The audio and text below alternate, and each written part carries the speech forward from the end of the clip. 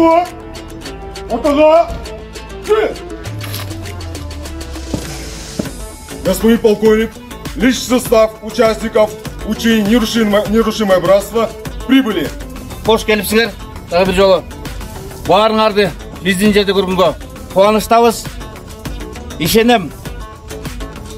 Бузулбас бордоштор машыгуусу жогорку деңгээлде өтүп, баарыбыз тажрыйбабызды жогорулатып, өзүбүздүн дайрылык деңгээлибизди көрсөтүп кетебиз деп